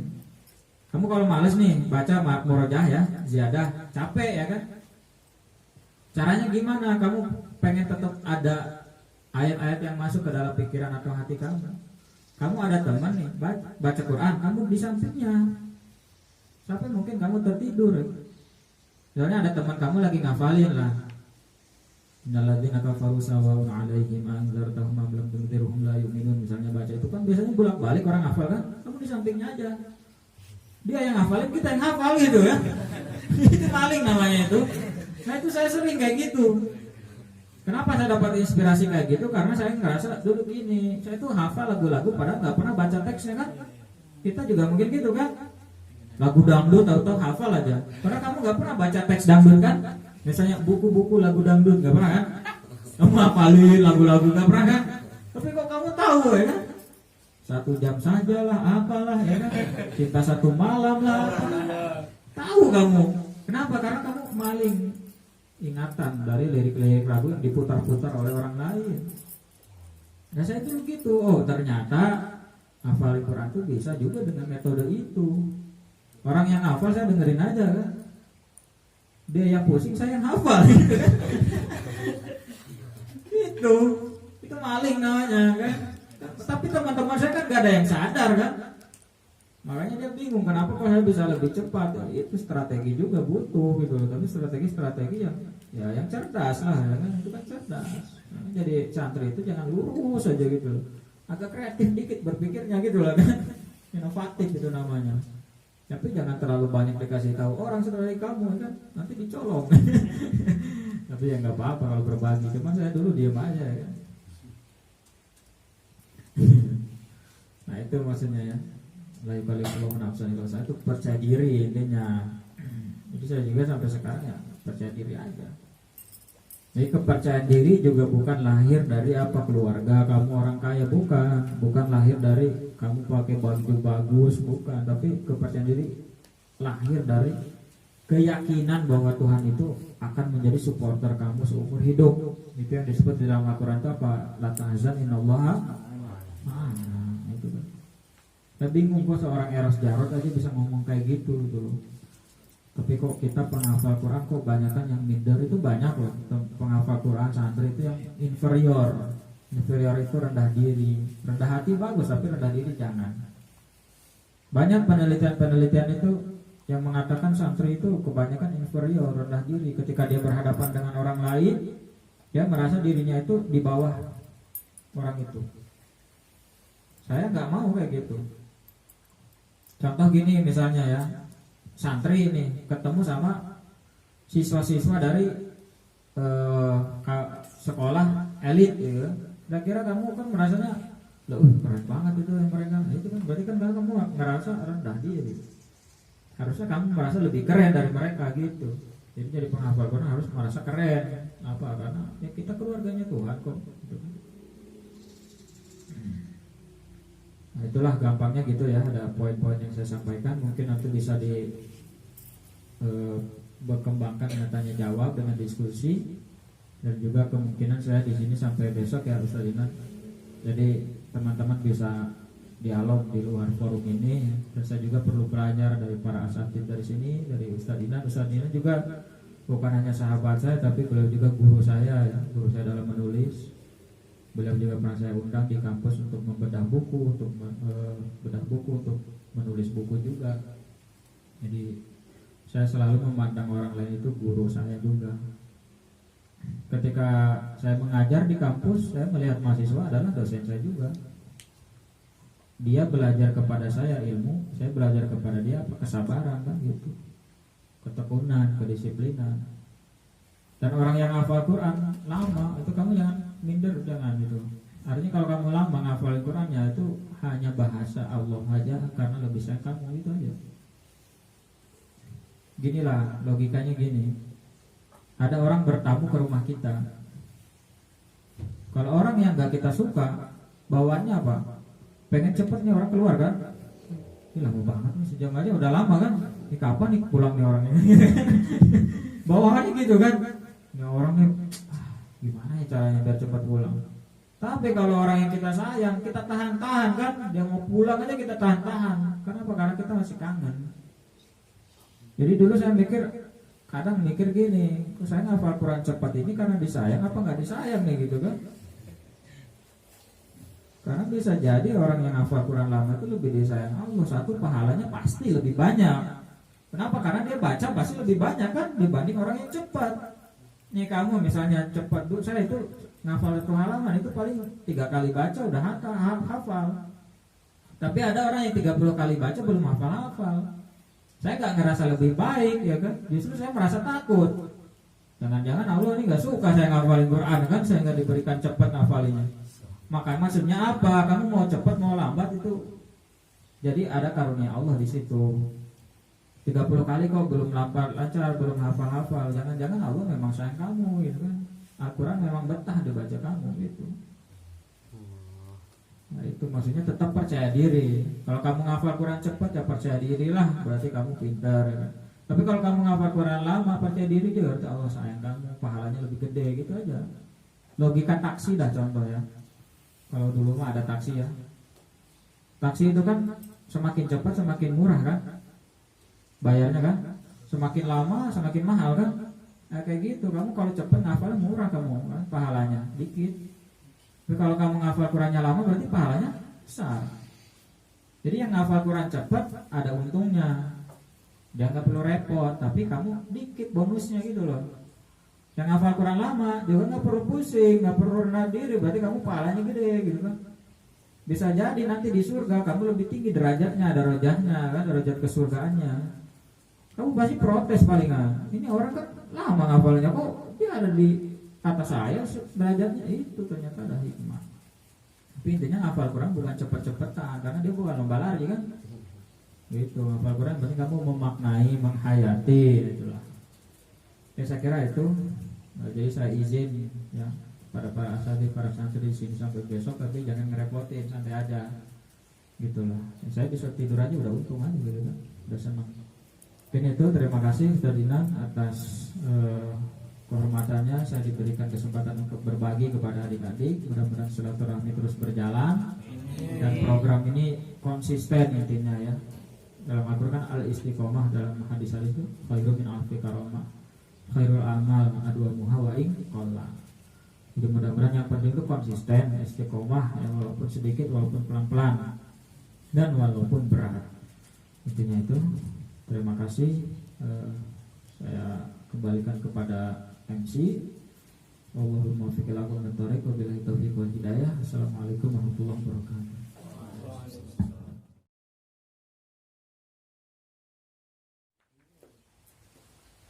Terima kasih kepada Al-Ustaz Jamil Abdul Aziz MA yang sudah menyampaikan berbagai motivasi untuk kita, dan mudah-mudahan dengan penyampaian yang tadi menjadi manfaat untuk kita dan bisa kita jalankan di kehidupan sehari-hari. Selamat.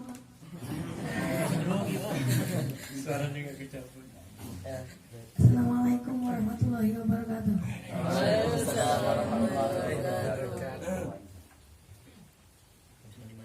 Nama saya Zubair Ustaz. Saya ingin bertanya. Judul buku yang paling berkesan untuk semua orang yang telah Ustadz buat. Buku yang paling berkesan untuk semua orang. Harusnya nanya ke orang lain. Masa saya percaya diri gitu bilang buku ini yang paling, terus nanya ke orang. Gimana? Tapi gini, mungkin pertanyaan bisa dibalik ini, buku apa yang paling berkesan yang saya baca ya.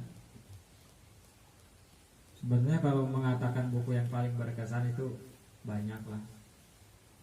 Cuman jujur ya, dulu itu saya tuh memang senang baca. Itu gini, sejarahnya gini, kenapa kok bisa saya senang baca. Jadi saya tuh lahir dari keluarga rata-rata semuanya tuh santri. Bapak saya tuh 11 orang anaknya itu. Banyak kan? Kalau main bola gak perlu cari tim lagi tuh. Ya kan? 11 orang loh. Saya aja gak habis pikir kok bisa-bisanya bapak saya punya anak 11 kan. Padahal saya berpikir maunya saya anak satu-satunya kan gitu. Egois lah gitu. Tapi kok bisa-bisanya 11 orang. Kok bisa gitu. Saya anak ke-9. Jadi terakhir tuh. Maksudnya kalau harta kekayaan saya udah paling ujung ya kan. Udah gak dapet apa-apa ya kan, anak ke-9. Punya adik 2. Nah dari 11 orang itu semuanya disuruh pesantren hafalin Quran. Dari 11 anak yang hafal Quran itu 6 orang. Nah didikan orang tua saya di rumah itu satu, gak boleh main. 2, gak ada hiburan, gak ada TV, gak ada apa-apa di rumah saya itu. Yang ada apa? Begini, perpustakaan rumah saya itu, buku, kitab ya kan. Ya mau nggak mau jadinya saya hiburannya baca gitu loh. Kitab Ihya Ulumuddin itu saya udah kenal dari SD itu, Al-Ghazali itu. Saya baca Ihya Ulumuddin. Makanya saya ini SD tapi kok jadi kayak orang tua gitu bacanya Ihya Ulumuddin, kan kayak orang mau mati kan SD. Ihya Ulumuddin itu kan mendekatkan diri pada Allah ya kan. Ini jadi aduh kayak orang mau mati aja. SD. Tapi dari situ saya senang baca. Tapi karena saya juga bosan baca-baca buku kitab agama begitu, saya dulu nakal gitu kan, cari-cari komik dulu tuh. Kan ada dulu mah peminjaman komik ada. Yang saya suka baca tuh Dragon Ball, Conan, itu saya baca dari komik bukan dari TV. Kalau ditanya buku apa yang paling berkesan buat saya, ya Dragon Ball sama Conan. Iya. Kenapa berkesan? Karena saya nggak pernah mendapat hiburan ya. Kalau Ihya Ulumuddin apa kan nanti juga dibaca lagi ya. Terus saya tuh paling berkesan tuh Conan sama Dragon Ball. Sampai saya itu berfantasi gimana mengeluarkan api dari tangan. Itu dari Dragon Ball ya kan. Dan apa dari Conan saya jadi kepo kan, ingin menyelidiki soal detektif ya kan. Jadinya sok penasaran sama sesuatu tuh, penyelidikan. Itu yang paling berkesan bagi saya. Tapi sebetulnya saya itu senang baca dikondisikan oleh keluarga dulu, nggak ada apa-apa di rumah itu. Orang mana nonton TV, main PS kan, main bola, hiburan, itu saya nggak mendapatkan itu semua. Jadi kalau ada bahasa masa kecil kurang bahagia, ya itulah saya. Masa kecil kurang bahagia tapi banyak baca, masa depannya lebih berjaya dibanding orang yang bahagia di masa kecilnya. Nah itu loh. Nah itulah kira-kira quote-nya. Tapi itu fakta benar terjadi. Itu maksudnya itu. Kalau ditanya buku yang paling berkesan itu. Makanya saya sangat berterima kasih kepada penulis komik itu. Ya itulah. Ada lagi nggak pertanyaan kira-kira yang lain? Ya silakan.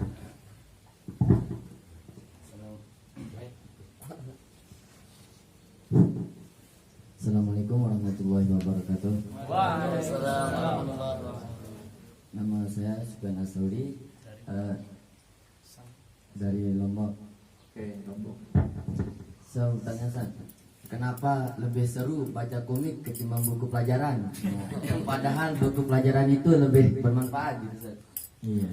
Ya, itu lebih seru karena saya kebanyakan bakal baca buku pelajaran gitu, maksudnya lebih berkesan ya karena dulu buku pelajaran mulu gitu kan. Tapi gini, dulu itu saya baca komik tuh sampai level SD. Karena waktu itu mondok ya, waktu itu pesantren di Sumedang. Sumedang tuh posisinya persis kayak gini di gunung, susah kemana-mana.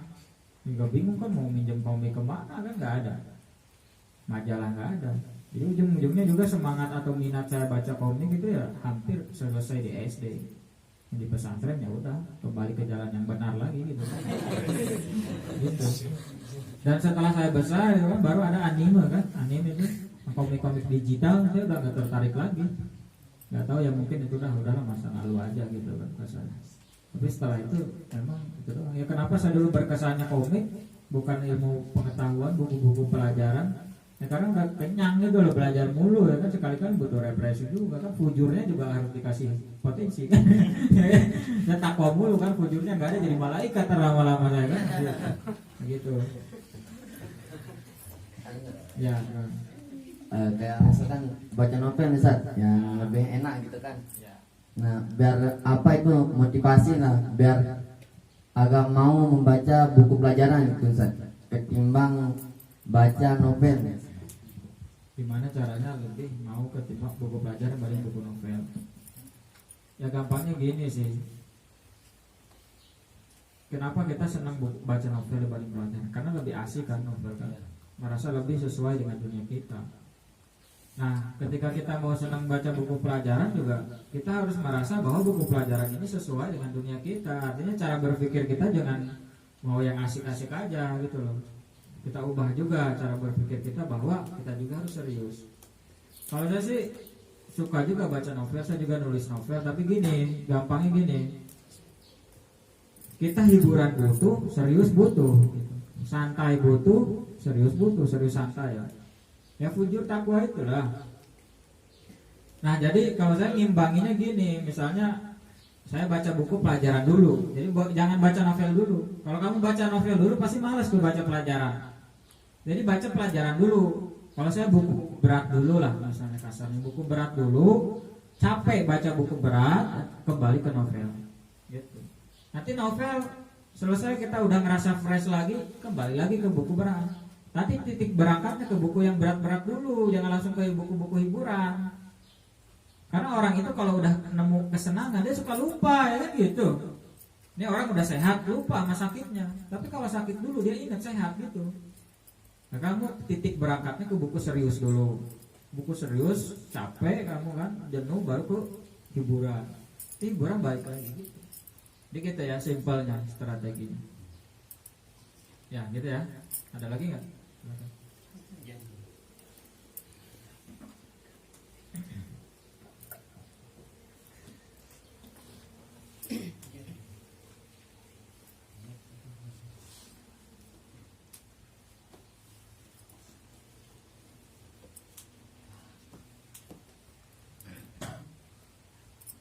Mana ada? Kalau nggak ada nggak apa-apa. Assalamualaikum warahmatullahi wabarakatuh. Waalaikumsalam.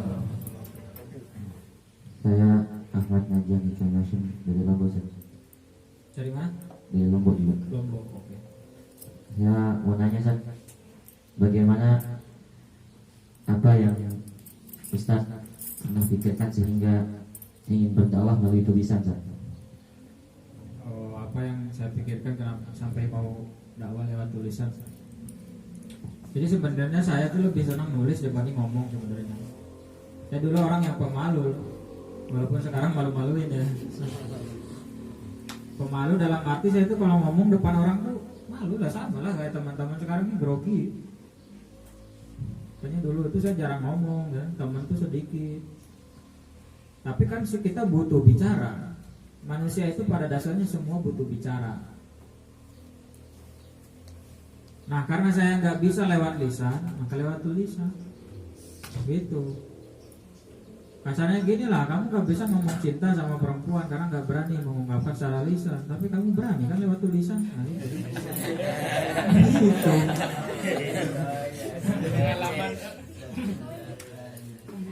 Kita menulis karena kita tidak berani mengucapkan gitu. Dan menulis itu lebih banyak untungnya dibanding ngomong loh sebenarnya. Satu, tulisan itu bisa diedit kan. Kalau salah itu bisa diedit, bisa dihapus. Wah ini kayaknya kurang tepat kata-katanya, bisa dipikirin berkali-kali. Tapi kalau ngomong mana bisa diedit kan. Saya bisa nggak balik lagi ke kata yang pertama saya ucapkan tadi di sini, bisa nggak? Nggak bisa, ya kan? Nggak bisa saya edit kalau salah itu. Makanya penceramah itu lebih banyak salah dibanding penulis, karena penceramah itu nggak bisa diedit. Kalau udah salah ngomong ya kan, udah aja salah gitu kan. Tapi kalau penulis kamu bisa ngedit sebelum diterbitkan itu kan, bisa berkali-kali kamu pikirin. Nah itu, jadi kenapa saya mendakwah lewat tulisan? Karena menurut saya lebih aman gitu loh dibandingkan lewat lisan. Lisan banyak salahnya, tapi tulisan juga banyak salahnya, tapi bisa diedit gitu aja. Bedanya itu. Gitu yang mengawali saya. Dan begini, ulama Indonesia itu banyak sekali, tetapi yang menulis itu sedikit, sehingga yang dikenal itu hanya sedikit. Jadi menulis itu juga cara agar kita itu diabadikan oleh zaman. Kamu jadi penceramah nih, saya nih ngomong begini, paling kamu sore juga lupa omongan saya. Nah, paling yang kamu ingat juga 1-2 kata lah. Dan biasanya yang diingat oleh audiens, oleh jamaah itu apa? Bercandaannya ya kan? Bukan seriusnya ya kan? Makanya jadi penceramah itu yang laku, itu yang banyak bercanda kan? Karena itulah yang diingat dan yang disenangi kan? Kalau yang serius-seriusnya lupa ya kan? Ngantuk mah yang ada kan? Nah dengan tulisan kita bisa mengabadikan poin penting yang harus disampaikan ke masyarakat. Saya nulis buku intinya sih satu itu. Saya nggak takut ngomong, itu dulu nggak berani ngomong, walaupun sekarang banyak ngomong ya. 2, pemikiran kita lebih abadi dibukukan dibanding diucapkan. Diucapkan itu akan terhapus oleh angin, oleh zaman gitu. Tapi kalau dibukukan itu ratusan tahun akan tetap ada. Emang kamu bisa baca Quran karena apa? Ya karena ditulis Al-Quran itu kan. Coba Al-Quran gak ditulis, kamu gak akan tahu. Itu makanya tulisan itu bisa melampaui zamannya. Dan setidak-tidaknya saya kan gak tahu usia saya itu sampai kapan itu. Bisa saja, siapa yang tahu ya, walaupun gak mau. Saya mati hari ini, mati besok, mati malam ini, mati sekarang juga, bisa saja kan. Tapi dengan tulisan saya telah membuktikan bahwa saya pernah ada di dunia ini gitu loh maksudnya. Ya kan?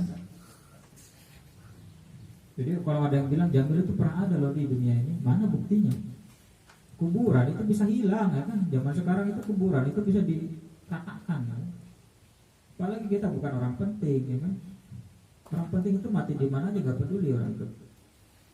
Dan bisa hilang kuburan itu. Tapi kalau buku dibaca orang, diingat orang, ada dikenang. Jadi kalau ada orang yang mau berziarah, misalnya suatu waktu saya mati, jangan menziarahi kuburan saya. Yang terpenting adalah menziarahi pemikiran saya.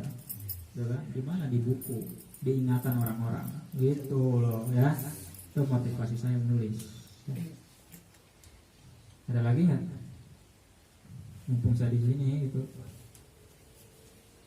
Ya kalau misalnya nanti teman-teman pegang HP atau apa, saya juga aktif di media sosial. Follow aja Instagram saya, Jamilisme. Followernya 2 juta. 2 juta, jutanya hilang jadi 1000. Nah gitu. Tapi yang jelas ya itulah, kamu harus menulis. Apa aja tulis. Itu saya suka dengan tulisan Rahmat Arif itu. Kamu kembangkan ya. Dulu saya juga sama, nulis sampai satu buku penuh itu dulu tuh tulisannya itu, cuman hilang sayangnya, benar-benar hilang itu karena nggak sempat dibukukan dan nggak tahu kemana itu. Ya apa aja keresahan kita tulis. Kamu nggak dikirimin uang nulis. Bapak kau kejam sekali. Ya kan? Ibu kau sama saja. Anakmu dibuang entah kemana, kau mau enaknya saja. Nah misalnya loh ya kan. Kan suatu waktu kamu baca lagi itu lucu kan, begini juga nih ternyata gitu kan cara berpikirnya itu. Tulis aja apa aja tulis gitu. Setidaknya kalau sudah biasa nulis kamu jadi nggak bingung ya kan.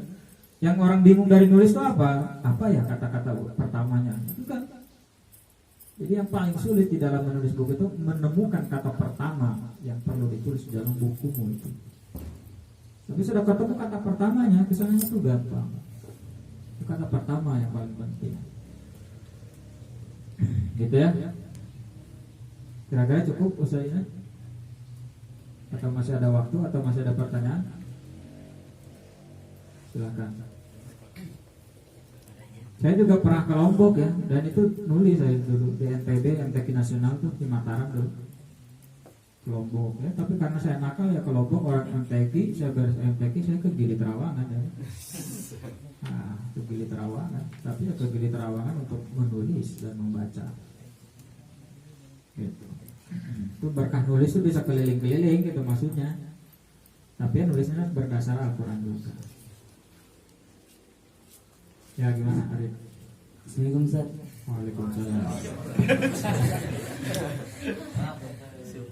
Saya mau bertanya. Iya, ya pasti mau bertanya mau ngapain lagi. Prinsip yang Ustaz pegang apa sih? Prinsip yang saya pegang dalam hal apa? Dalam kehidupan Dalam sehari-hari. kehidupan sehari-hari prinsipnya. Itu tadi la yukalifullahu nafsan illa wus'aha, itu prinsip saya. Jadi percaya diri kan, bahwa apapun yang ada di hadapan saya pasti saya bisa melalui itu. Itu prinsip hidup kan. Moto hidup lah kasarnya. Gitu ya.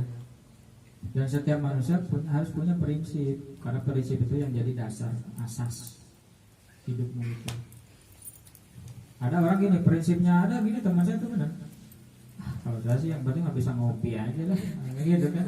Ada orang gitu kan. Kita bisa ngopi aja udah seneng ya kan. Itu kan prinsipnya kan. Jadi kita kan hidupnya tuh ngopi aja kan gitu, nggak ada kerjaan lain. Ya memang nggak masalah prinsip hidup ngopi. Yang penting ngopi aja dah. Tapi kalau menurut saya bisa jadi orang kayak gitu tuh bukan yang sebenarnya. Misalnya ada orang-orang cuma yang penting ngopi. Bisa jadi dia menyembunyikan prinsip aslinya. Dia cuma nggak mau kelihatan terlalu lebay ya kan, sehingga ke orang-orang bilang ya yang penting ngopi ya. Bisa jadi dia punya prinsip hidup yang sebetulnya dipegang, tapi dia dirahasiakan gitu loh. Cuman ada orang yang mau berbagi prinsip hidupnya secara real, ada yang nggak mau menyembunyikan diri kan? Karena takut disembah kali ya. Nah itu. Jadi lihat saja, tapi menurut saya setiap orang pasti punya prinsip hidup yang sangat mendasar, yang sangat besar. Cuman ada yang diungkapkan. Kalau saya ungkapkan, ya, karena momennya di sini, saya harus berbagi, ya, kan? Harus sharing, ya kan. Ya kalau ngopi-ngopi sama teman-teman atau apa, ya saya juga pasti bercandaan aja. Kan? Prinsip hidup yang penting apa sih? Yang penting punya duit lah. Kan? Tapi kalau di sini serius momennya itu ya, yang sebenarnya saya pegang dalam hidup saya. Gitu. Ya Rika, Arif sendiri apa prinsip hidupnya, coba saya mau tanya. Coba.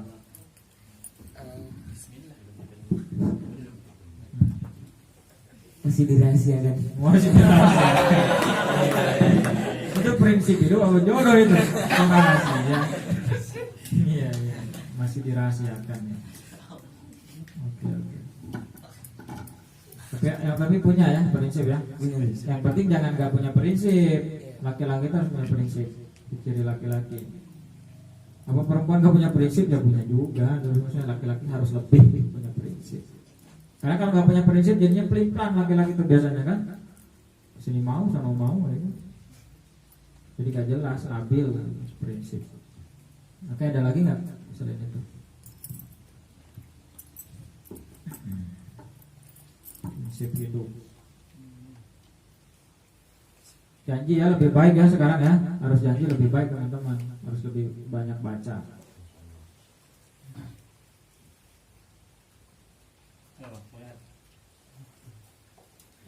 Ya, silakan Bang Enal. Bismillahirrahmanirrahim. Assalamualaikum warahmatullahi wabarakatuh. Sebelumnya perkenalkan Ustaz, nama saya Zainal Arifin, asal Riau. Jadi di sini saya ingin sedikit bertanya. Untuk meningkatkan motivasi internal yang ada pada diri kita itu gimana Ustaz? Soalnya kan kadang apalagi seperti keadaan kita yang di sini selaku penghafal Al-Quran, kadang motivasi internal yang ada dalam diri kita itu kadang tiba-tiba langsung down, turun gitu. Untuk meningkatkan dan membuat stabil motivasi yang ada di internal itu gimana sih? Terima kasih. Sekian. Assalamualaikum warahmatullahi wabarakatuh. Terima kasih Bang Zainal ya. Pertanyaannya bagus ya. Ada berkata gini, al-iman yazid wa yang iman itu naik turun, nggak stabil. Emang itu udah udah kodrat manusia. Nggak stabil itu kodrat manusia. Manusia itu makhluk yang paling labil di antara makhluk Allah yang lain. Setan itu stabil kan, dia menjahat terus kan. Pernah nggak setan itu mikir, kok saya jadi orang jahat mulu ya? Saya juga capek jadi orang jahat, gitu kan? Pengen gitu kali-kali jadi orang baik, gitu kan? Capek jahatin orang mulu, kasihan manusia. Gitu.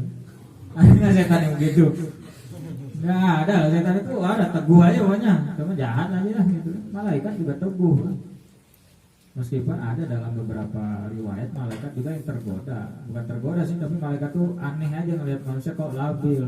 Coba saya jadi manusia pasti nggak labil, tapi ternyata pas dia jadi manusia labil juga. Ada malaikat yang kayak gitu.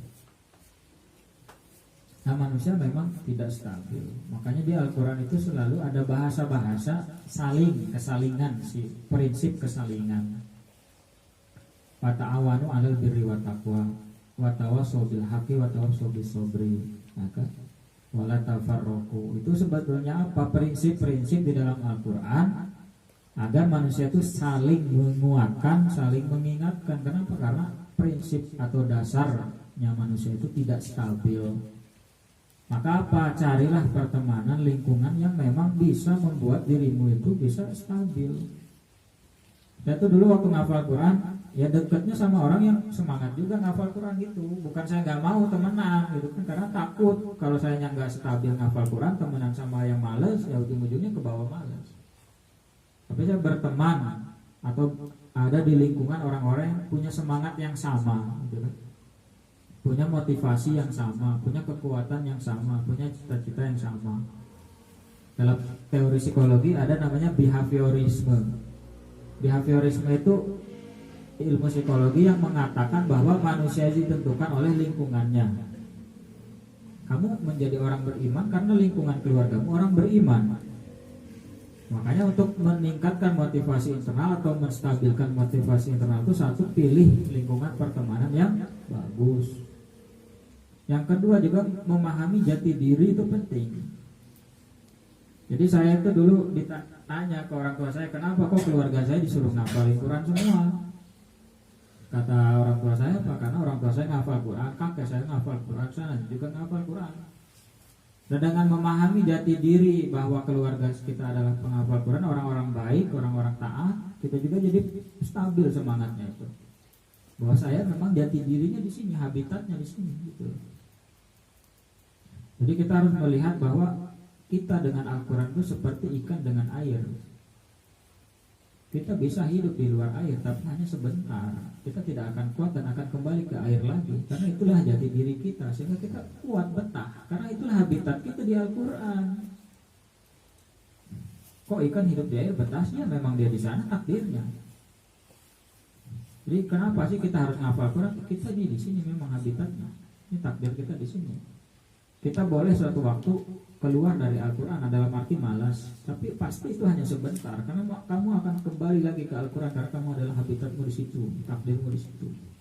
Seperti ikan bisa bertahan di daratan, tapi hanya dalam hitungan menit, dalam hitungan detik, dia akan kembali lagi ke butuh lagi. Kalau kamu nggak percaya, coba kamu sehari nggak ngafalin Quran, nggak ngaji deh, pasti kamu ngerasa awalnya mungkin seneng nggak ngaji, tapi lama-lama kamu kering perasaan kamu kan, ada yang kurang nih, gelisah nih, nggak tenang nih, tetap aja pengen lagi ngaji itu karena kamu habitat di situ. Ya gitu ya Bang Inal ya. Bisa lihat sih dari wajah Bang Inal, insya Allah Bang Inal bisa istiqomah ya.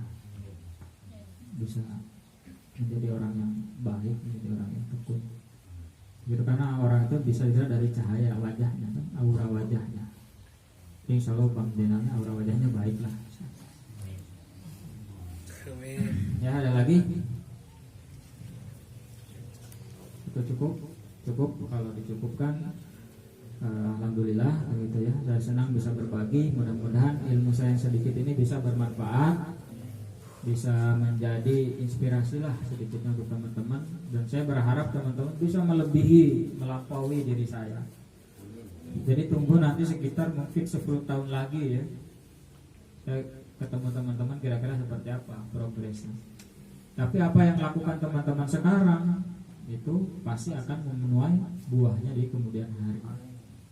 Itu. Jadi mudah-mudahan bermanfaat kedatangan saya ke sini dan silaturahim terus berjalan. Sekali lagi saya mohon maaf jika banyak kekurangan, kekeliruan ya, mohon dimaklumi, mohon dimaafkan.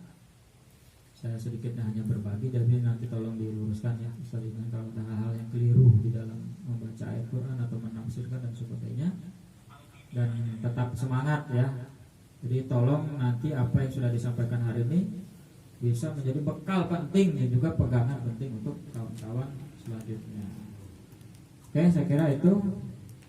Terima kasih, saya kembalikan kepada penyelenggara acara. Assalamualaikum warahmatullahi wabarakatuh. Waalaikumsalam